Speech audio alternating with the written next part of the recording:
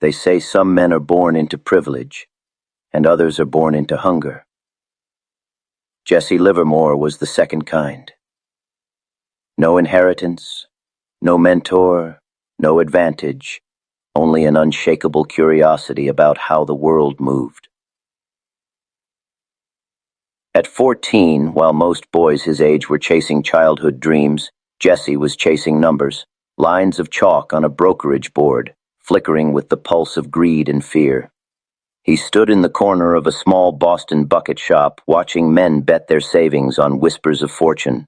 To them, it was gambling. To him, it was pattern. He didn't have fancy tools, charts, or insider access.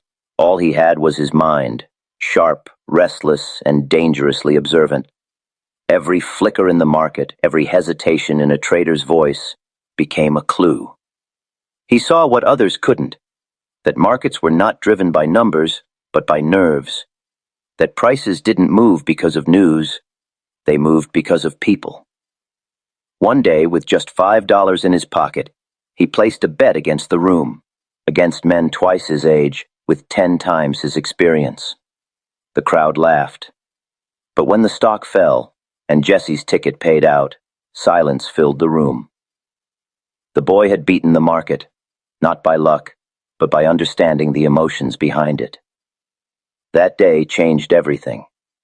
He didn't just make money, he tasted power. The kind of power that comes from predicting chaos before it happens. It was the beginning of an obsession that would define his life, the endless pursuit to master not just markets, but human nature itself. Jesse Livermore wasn't chasing dollars, he was chasing certainty, the feeling of being one step ahead of the world. And in that chase, he discovered the first truth of wealth. You don't win by understanding numbers, you win by understanding people. Because every market, every boom, and every crash is a mirror of human emotion. And Jesse had just learned how to read. Try it. But what happens when a man who can read everyone else can't read himself? They called him the Boy Plunger, a nickname born not from respect, but disbelief. How could a teenager with no pedigree, no Wall Street connections, and no education in finance consistently beat the market's most experienced men? In the smoky bucket shops of Boston and New York, Jesse Livermore became a living legend. While others traded on rumor, impulse, or blind hope, Jesse traded on rhythm. He watched the ticker tape roll, a thin ribbon of numbers printing the heartbeat of the market. To most, it looked meaningless. To Jesse, it was alive. Every uptick was confidence, every drop was fear. He could feel the pulse of the crowd without ever seeing their faces. When others rushed to buy, driven by excitement, Jesse waited. When panic took over and men sold in desperation, he watched quietly, and struck only when the tape confirmed his instincts.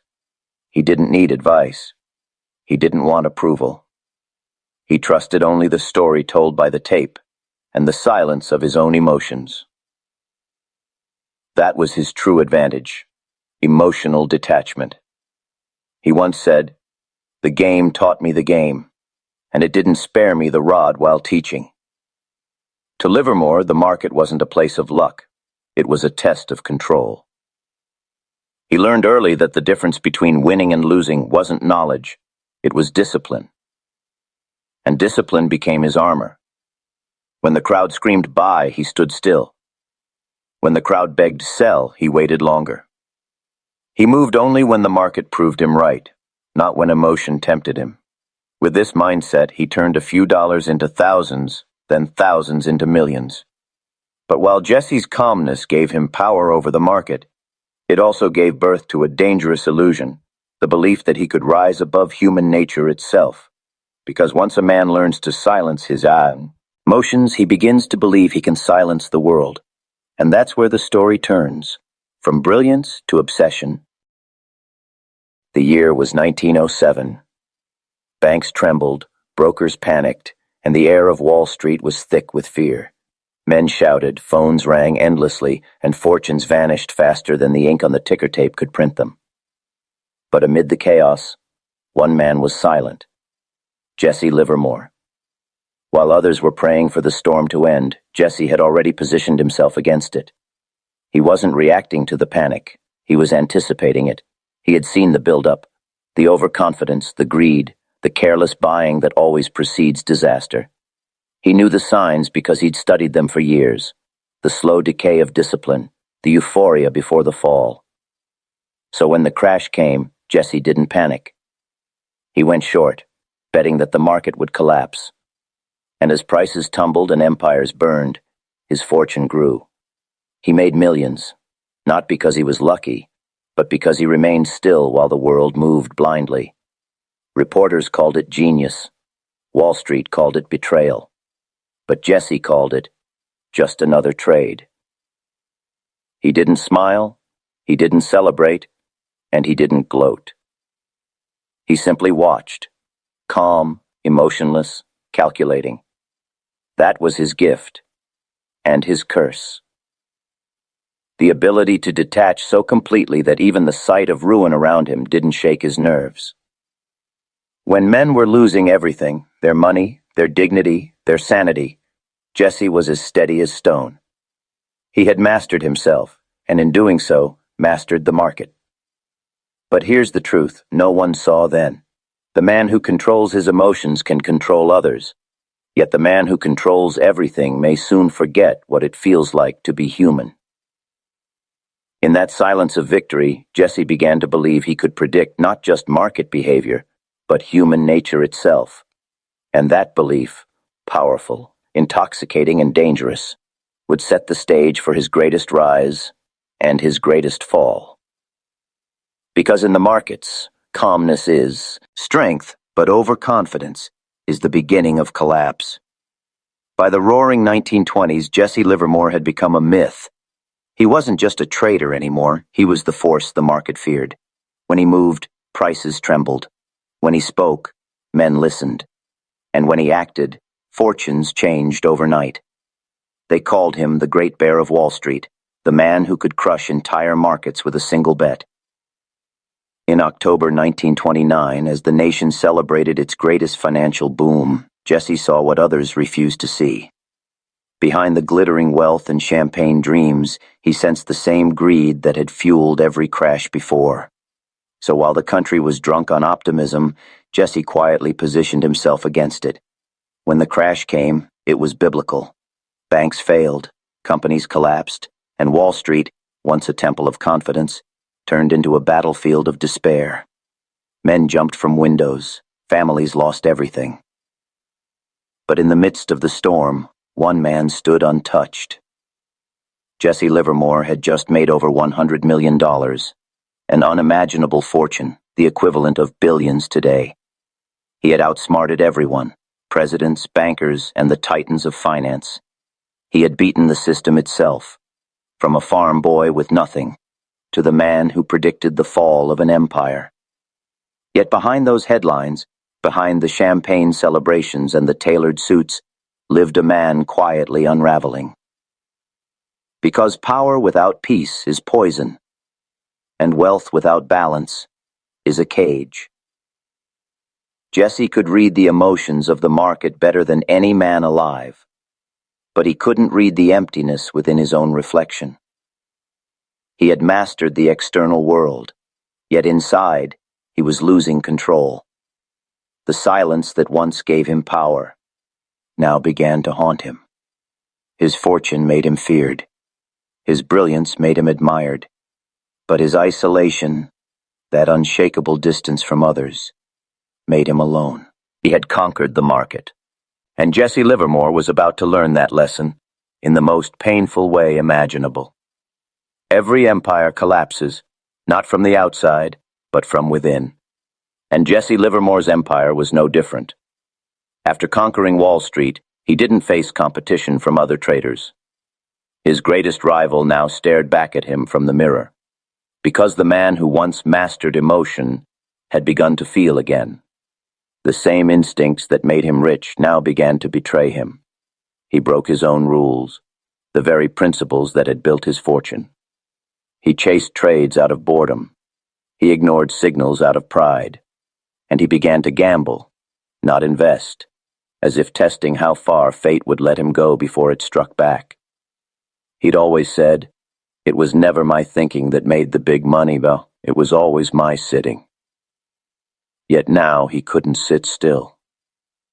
The silence that once protected him became unbearable. He wanted action, movement, excitement. And in that hunger, discipline slipped away. He lost millions, then more, and more again. Each mistake cut deeper, not financially, but psychologically. Because for Jesse, losing wasn't just about money. It was about identity. He wasn't just a trader anymore. He was the market. And when he lost, it felt like losing himself. The man who once outsmarted entire financial institutions now found himself trapped by the oldest human weakness, impatience. He could predict the crowd's emotions, but not control his own. The markets didn't destroy Jesse Livermore. His ego did. His need to prove that he was still the master of chaos, even when chaos had already consumed him. Slowly, the legend of the Great Bear of Wall Street faded. The man who once made $100 million was now borrowing money just to stay afloat. His fall wasn't loud. It was quiet. The same silence that once defined his genius now echoed as a haunting reminder that power, without patience, always ends in self-destruction. Because in the end, the market doesn't punish the greedy or the reckless. It punishes the impatient. And Jesse Livermore, the man who once ruled the market, had finally become a victim of his own mind. Every time he fell, Jesse Livermore refused to stay down. He would rebuild, re-strategize, and reappear, a ghost haunting the same battlefield that had already broken him. He made and lost fortunes not once, not twice, but 4 times. Each comeback began the same way, with brilliance, precision, and confidence, and each collapse ended the same way, with overreach, obsession, and the quiet pain of pride. He still believed he could control it, the market, the movement of millions, the tide of human emotion. He thought he could bend the chaos to his will, because after all, hadn't he done it before? Hadn't he predicted the crash that brought Wall Street to its knees? But the market is like the ocean, calm one moment, violent the next. It rewards patience and punishes arrogance. It listens to no one, and it obeys nothing. Jesse Livermore had once been its greatest student, but now he was trying to be its master, and that was his fatal mistake. He chased the illusion of control, the fantasy that brilliance alone could defy reality. But brilliance without humility is a ticking time bomb. Because when a man starts believing he's untouchable, he no longer listens to the world or to reason. Each failure took more than money from Jesse. It took pieces of his confidence, his identity, and eventually, his peace. He'd walk the streets of New York, still dressed like a king, but carrying the invisible weight of a man who'd seen the limits of his own power. Behind those sharp eyes and confident stride was exhaustion, the quiet despair of someone who'd won every battle but lost the war within. He had learned how to conquer the market, but never learned how to surrender to it. And that is the ultimate paradox of power. The moment you try to control everything, you begin to lose control of yourself. Because true mastery isn't domination, it's acceptance. And for Jesse Livermore, that truth came too late. If the market can humble even its greatest genius, what can it teach the rest of us about the illusion of control? By 1940, Jesse Livermore, once the most feared and admired trader on Wall Street, was a ghost of his former self. The man who had once made $100 million now walked through life in silence, carrying the invisible scars of brilliance turned burden. He wasn't destroyed by poverty. He was destroyed by memory. By the echo of the man he used to be, For decades, he had lived in a constant cycle of triumph and tragedy, making fortunes, losing them, then making them again. But this time there was no comeback left. The fire that once fueled his ambition had burned out, replaced by exhaustion and regret. He had spent a lifetime studying the emotions of others, fear, greed, panic, yet he could never master his own. One evening, alone in a Manhattan hotel, Jesse Livermore took out a small notebook, the same kind of notebook he had once used to record market patterns, and began to write his final words. "Things have been bad with me. I am tired of fighting, cannot carry on any longer." A man who had once outsmarted the world now surrendered to himself, not in anger, not in pride, but in silence. It's the most haunting irony in financial history. The man who predicted every market crash could not predict his own. Jesse Livermore didn't die a poor man. He died a tired man, tired of the fight between his genius and his humanity. And in that final act, he left the world one last lesson. No amount of money can silence an unmastered mind, because wealth may buy comfort, but it can never buy peace. Power may shape nations, but it can never quiet your thoughts. And success, no matter how great, means nothing if you lose yourself in the process. If you're enjoying this story, subscribe for more timeless lessons about power, wealth, and the hidden psychology of the world's greatest minds. Because Jesse Livermore's fall wasn't just the end of a man, it was the mirror of our own battle with control, discipline, and the human mind itself. Jesse Livermore's story was never just about money, it was about mastery, and the price that comes with it. He wasn't simply a trader who read the markets. He was a mirror reflecting the truth of human nature, our greed, our fear, our arrogance, our endless hunger for control. He showed the world that brilliance without balance is self-destruction disguised as success. His rise was a symphony of genius, discipline, patience, and the power to stay calm when the world lost its mind. His fall, a tragic poem, the unraveling of a man who understood everything about others, yet nothing about himself. Livermore once said, "A man must believe in himself and his judgment, but never fall in love with it." That sentence is the heartbeat of his entire legacy. Because belief gives you courage, but obsession, that blind attachment to your own brilliance, is what turns strength into weakness. He mastered the charts, the numbers, the rhythm of the market, but never mastered the storms within. And in that lies the eternal paradox of power. The more control you seek over the world, the less control you often have over yourself. Jesse Livermore's life reminds us that wealth is not the ultimate victory. Peace is, because money can amplify you, but it cannot heal you. Success can make you famous, but it cannot make you whole. His story isn't a warning against ambition. It's a call for awareness. To dream, to build, to chase greatness. But never forget that the greatest empire you'll ever rule is your own mind. So before you try to control the market, learn to control yourself. Before you chase fortune, build foundation. And before you seek power, understand peace. Because in the end, it's not about the wealth you accumulate. It's about the man you become while chasing it. This was the story of Jesse Livermore, the man who controlled the market, but couldn't control himself. If stories like this inspire you, subscribe for more timeless lessons on power, wealth, and the psychology of greatness. Because some stories don't fade, they echo, forever reminding us what it truly means to master the game and ourselves.